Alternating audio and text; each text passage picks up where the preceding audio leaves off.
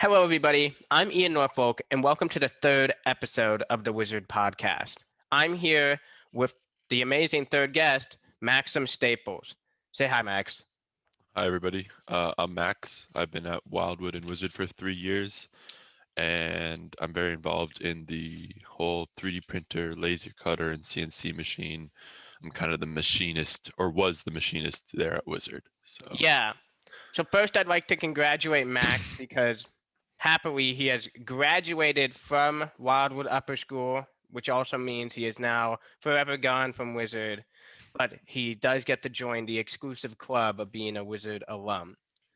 So, can you go into a bit more detail about what your work with the CNC machine and overall just being the machinist of the WISRD lab, what that experience and what that job really entailed? yeah, coming into Wizard, I came from University Mass Magnet, which was a very STEM-oriented school. It was a STEM magnet. So I had kind of grounded myself in the STEM scene right from the beginning of high school. But after I found that that school wasn't really my fit, I transferred over to Wizard, where the opportunities that they could afford me were much greater than that was at my old school. Um, and with that was my start with the 3D printer. So almost immediately when I started at Wizard, I got right onto Tinkercad, right onto Onshape, and started working right away. The laser cutter and CNC didn't really come until later that year, or even the year after. I don't think we got the CNC until when I was in 11th grade, or sorry, the laser cutter. Um, but yeah, I mean, I started working with the 3D printer almost right as I got to Wizard, and just committed myself to it. Kept working. I was designing ball bearings on like my fourth month there, like fully printable ball bearings that you can print in one piece. It wasn't till really about 11th grade, beginning of 11th grade, until I started like really working with the CNC machine where I was cutting a special plastic that was going to be on the radio telescope that was sent up in the rocket. Um, but yeah, I mean, ventured into working with the laser cutter, which was a lot of fun. Um, and now, yeah, I guess I concreted myself as kind of the machinist of Wizard. Yeah, definitely. Luckily, WISRD gives a lot of the students the resources and honestly the materials to do some really awesome things. And I think nothing like exemplifies that more than the Glowforge. What was it like working with such a cutting edge commercial technology like that? So yeah, Glowforge is our laser cutter, um, and it was amazing. I mean, to have such an advanced piece of machinery at like a moment's notice, I could use it whenever I want. I built my mom's birthday present with it. Um, it was awesome to like really get a grasp on almost industrial grade equipment before I even graduate high school is something that like you can't really get anywhere else. And now I'm going off to college. I'm going to be I'm going majoring in mechanical engineering. Something that this experience that I've built over the last 3 years will very much be used. Um, but the Glowforge is awesome. It can do like anything. We were engraving phone cases. We were making birthday gifts. We were making like components for other projects in Wizard. It was a bit trickier. There was a trick with the laser cutter where everything you had to do, you had to build it in a 2D plane. So even if you wanted a 3D um, object, you needed to graph it and design it in 2D because it only cut in 2 dimensions. Yeah. Um, so that was a bit difficult. And the first project that I did with the laser cutter was the wind tunnel control box.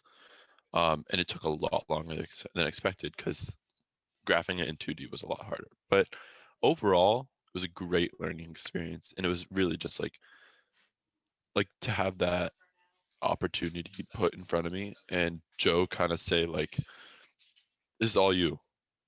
Figure it out. Do what you need to do. Watch some YouTube videos, and then come to me when you're ready to be working for the rest of the Wizard."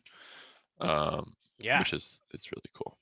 That's definitely a cornerstone of WISRD ingenuity. kind of bringing it back to what you were saying previously, you were talking about how this experience is really going to help you and you feel like it's already helping you going into college. Can you elaborate a bit more on that? So yeah, I guess to give a little bit more context, I'm going to Case Western Reserve University in the fall for mechanical engineering, and I want to hopefully in the future venture into prosthetics. Um, but in preparation for college to come, the work that we're doing in WISRD is work like you can't get anywhere else. I mean, especially with the laser cutter, but really like any subject in WISRD is doing a similar thing. It's exposing you to content and machinery and like an experience that you're not going to get until maybe you get to college or until you get like an internship with a research lab or like it's exposing you to these almost raw experiences that if you want to pursue engineering in the future you're going to have to adapt to in the future. So like learning how to manage and adapt to it before you even graduate high school it already gives you a step ahead, not academically, but it gives you the experience that other college students don't have. So and and and and I mean, they say half of being an engineer is experience. Sure, you can go to college for 4 years, 8 years, get your master's or your PhD, and you can be smart as hell in the engineering field. But if you're put up against a guy who's been working on the lab for the last 4 years and you haven't even touched a lab, I mean, like you're gonna die. So this lab experience that you're getting in high school, it's unbeatable. So Yeah, honestly, the experience that Wizard affords the students is it's invaluable in so many ways yeah, because learning like how to deal with integration hell or what it's like actually producing something because you can go and make a cool CAD design and just leave it at that, but yeah. actually taking it and putting it into a usable object is a whole nother level of engineering ability, and Wizard definitely excels at giving you that kind of experience and that kind of work. Oh, definitely. So, what do you think sets Wizard apart, and why do you think it's so successful, as we've been remarking on, compared to other classes that are at least sort of similar or other engineering STEM type classes? Well, as I mentioned earlier, I was at University Mass Magnet, which, like Wizard, of course, Wildwood's not a very STEM focused school, but Wizard is their STEM focus. Um, so it's very focused in STEM. But the difference between Wizard and where I was before, and I'm only going to talk to the experiences that I know I can talk to, um, is like the amount of dedication and as much as I had multiple teachers in my STEM magnet at my old school, the commitment that they gave was nothing near the commitment that the adults at Wizard are giving to you. Joe and Bob are very committed to you, but it's a different commitment. They want you to do what you want to do instead of teaching you what they're told to teach you. You can go up to Joe and say, "Hey, I want to learn how to code a Raspberry Pi. I want to learn how to use Python and like properly use a Raspberry Pi." And and he'll do that. But like you can't go up to the math teacher in the STEM magnet and say the same thing. Um, so Yeah, it's almost like the individuality and like the commitment that the teachers are given to you, and then on top of that, the budget and the opportunity that are afforded to you, that opens up a more like realistic environment, like engineering and STEM environment, I think. yeah. So, kind of the ability for Joe to really, it's kind of Joe definitely helps you and Bob definitely helps you, but they give you your own lane to be independent in. While in a normal academic environment, everybody's doing the same task and you don't really go off the beaten path. For Joe, it's like go do whatever the heck you want.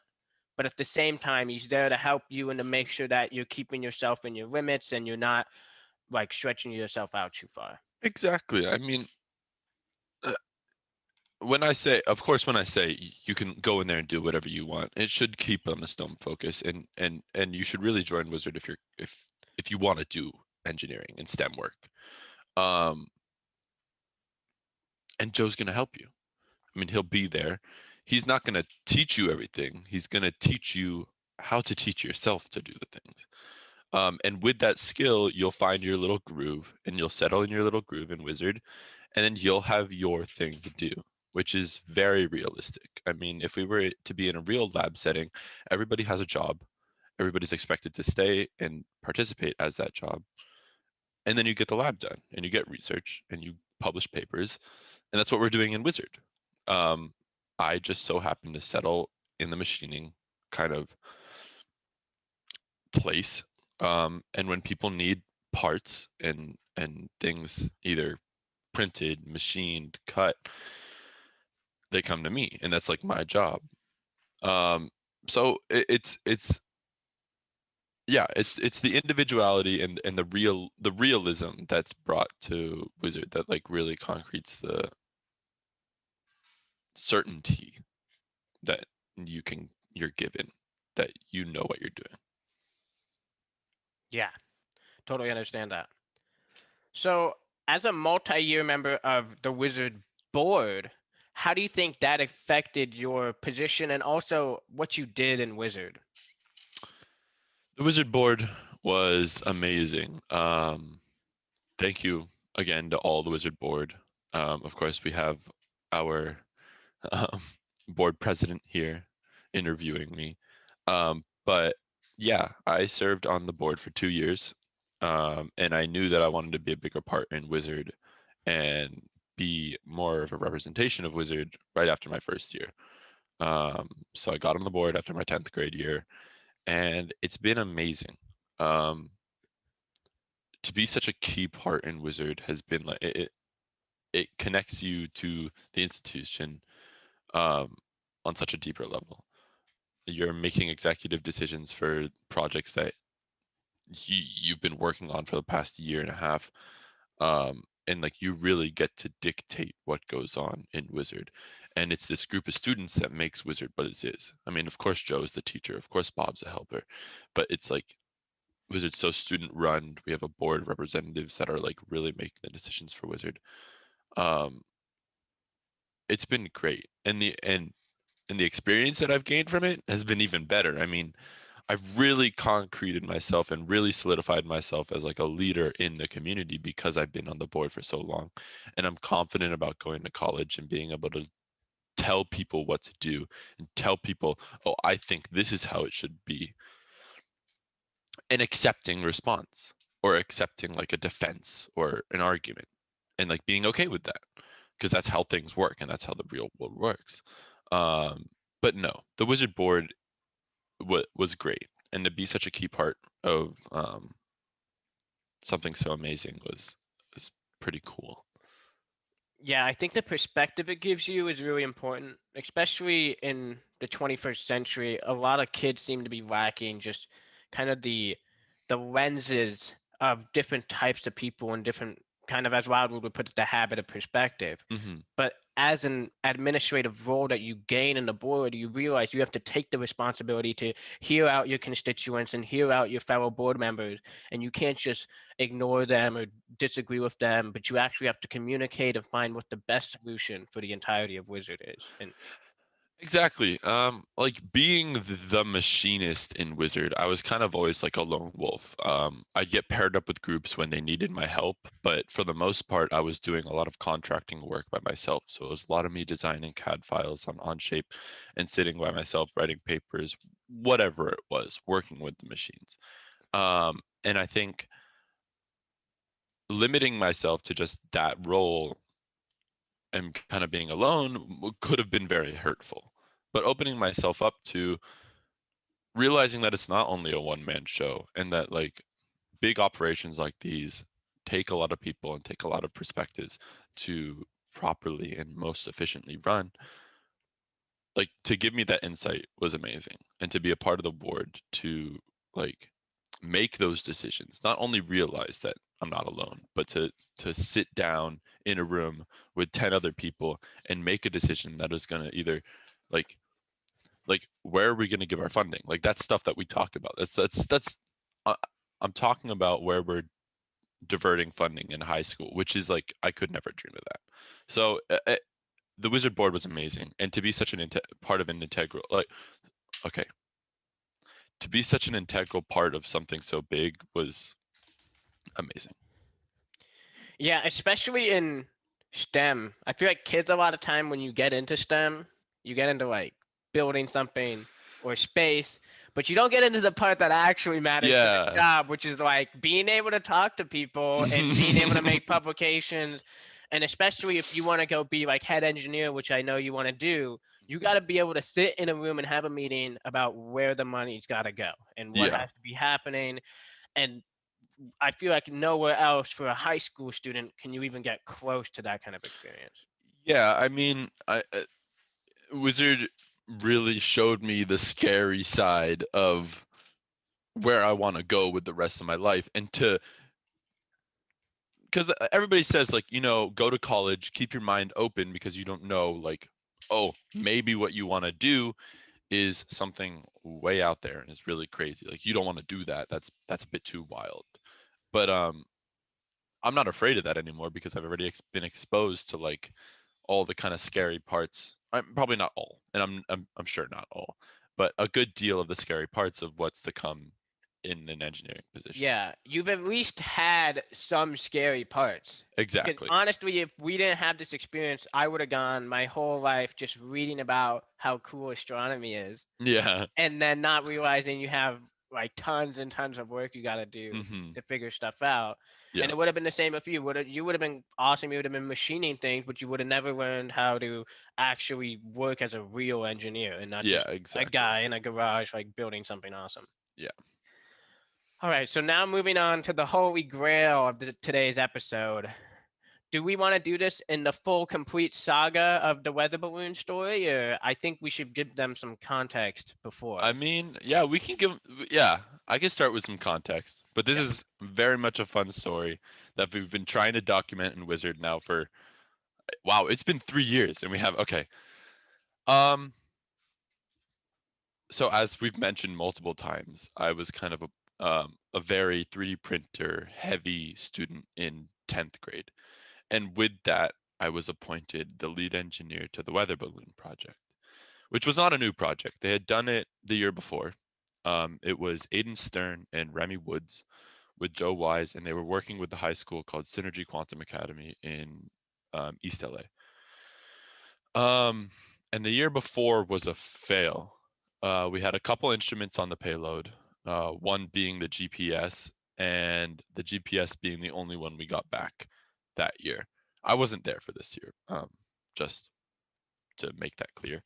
Um, but we had lost all the other instruments, the GoPro, the rest of the payload, the balloon. Everything was lost on the first try, except the GPS because, well, the GPS gives off the signal and we find the GPS. Um, so it was my job as lead engineer the second year to build a payload that was going to stay in one piece so that we had all of the instruments on one payload when it landed on Earth.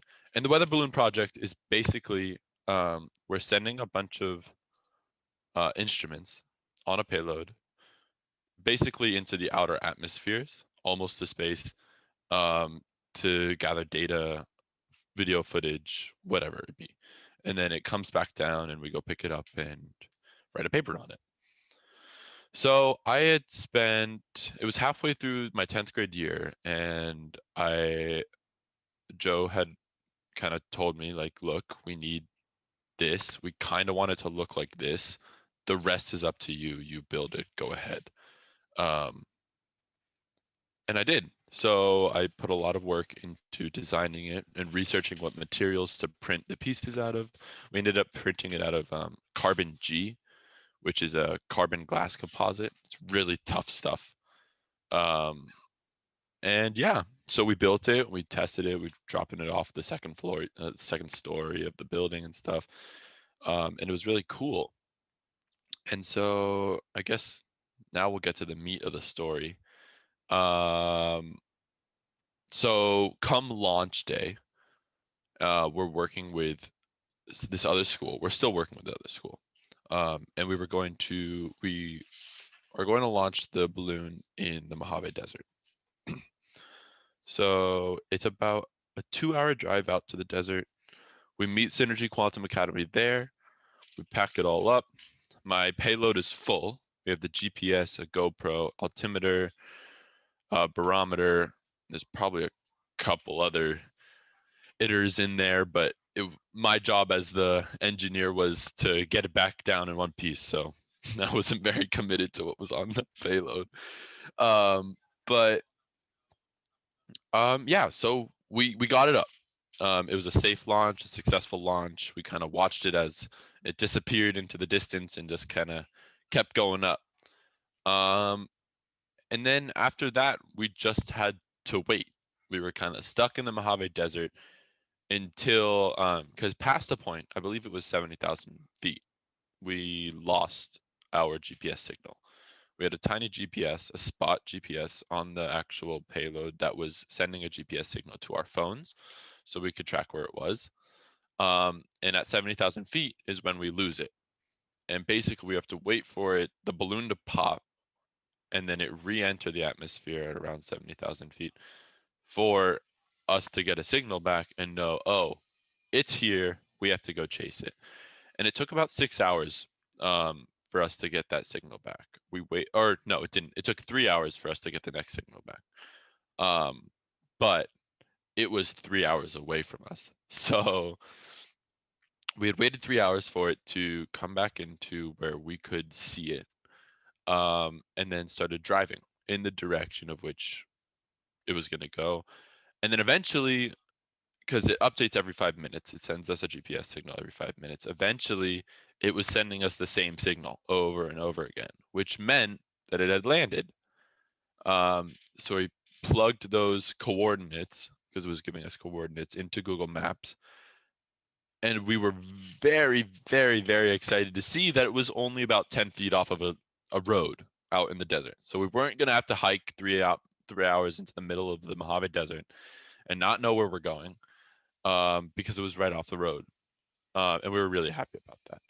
But it was 3 hours away, like I said. So we started driving, and the people who were out there, just to reinstate this, it was me, Aiden Stern, Remy Woods, Joe, Bob, and then the Synergy Quantum Academy crew. So there was about 5 or 6 of them as well. So there's about 10 or 11 of us in the desert. And we're driving out, and it's about 2.5 hours in, and we're finally on the road where it says the payload is. And we're driving up the road, and I'll send this picture to you, Ian, if you want to use this picture. And we're confronted by a huge gate that says "Do not enter." Um, and we had accidentally landed the balloon in a secret Navy base in the middle of the Mojave Desert. So we couldn't go forth. The road that it was on was named something else on Google Maps to keep the identity hidden in real life. Um, and we couldn't continue down the road because there was a huge gate that said "Do not enter." Um, Very desolate, in the middle of nowhere. We are in the middle of the desert, um, and we're confronted by this gate, and we don't know what to do. We don't have any service. We can't see another person for miles, and it was just, it was like, what do we do? We don't really know what to do. Um, so there was a call box there, a small call box, and Joe went up to the call box. He called the phone, and on the other end was the chief of police for the local area.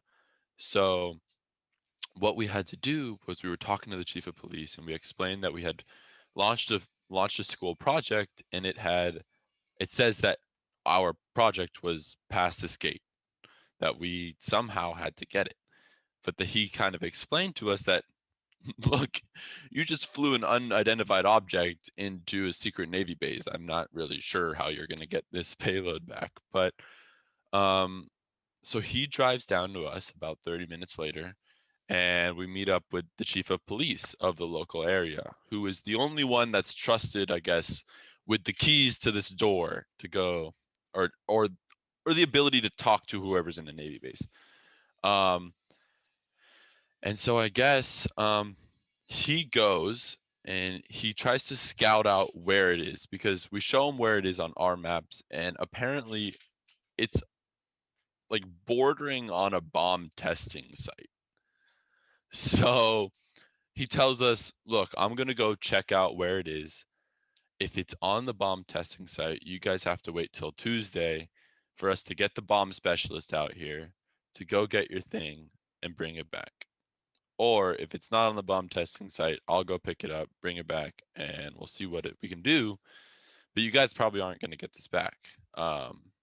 And when he saw that there was a GoPro on it, he said, you guys are definitely not going to get this back, because we had footage of this secret Navy base. So after a long day and a lot of work put into building this this payload and this weather balloon, and a lot of coordination with like another Yeah. school and everything, Luckily, we now have that in the we went books back for after the a rest of 14-hour history and day all time, and and hopefully no and suits come up to me next year. eventually once we this is did get the posted. weather balloon back, but they had wiped All right, so every moving SD on, card we're and going to be every kind of wrapping up instrument the on the podcast payload. now, but one of the So we had classic no questions I data ask all to the write a guests paper is, on. what advice would you We give to couldn't really do somebody anything with joining it. WISRD this year? And honestly, that's how it went down. I'd say take it slow. What a shame, but at least it came out to WISRD's be a really pretty awesome intimidating when you story. first join. Well, it was a pretty And it's awesome something story, that and we all kind we of did get the recognize payload that back, it's and it was been a all in very one big piece, and it topic wasn't broken at all, of many which board meant discussions. I did my job very How to correctly. kind of ease So, that transition into WISRD. I'm happy about that. But I think the best advice I have for a new coming WISRD member would just be take it slow. Um, a lot of the things around you are going to be moving a lot faster than you expect. We do move fast. We move efficient. We try and be as efficient as we can in WISRD. And I know from myself, I wasn't really ready for that when I first joined. So take it slow until you feel like you can match the pace of the rest of the institute. And don't worry about taking too long to adapt. You've got everybody there to help you. I mean, if you ask for some help, anybody will help you. Part of being a WISRD member is being a leader and a helper for your peers. So they're there. Joe's there. Bob's there. It's gonna be intimidating. It's gonna be hard for the first couple months, but once you get it, you'll have experience that'll last you your whole life. So yeah, take it slow. To wrap it up, since this is technically your final last connection to WISRD for the rest of It your is. life, what do you want your last remark to the community to be? I mean, I know it's kind of cheesy and cliche, but thanks, I guess. Thank you, WISRD. Thank you everybody in WISRD. Thanks, Bob. Thanks, Joe. I mean, I probably wouldn't be where I am today without WISRD. So thank you. Well, that looks like it's about it. I got to plug some stuff. So, one, if you want to check out Max's awesome work that he did through his time with WISRD, you can obviously check out his page on WISRD.org. It's under Max S. Do you have an actual project page on the main projects page? I don't think that the weather balloon project's updated. As you guys know, please follow WISRD on Instagram and on Twitter. It's just WISRD. And that's all we have today. Thank you so much, Max, for coming out for the podcast. I really appreciate it. Thank you for having me. Have a good day, everybody. Bye-bye.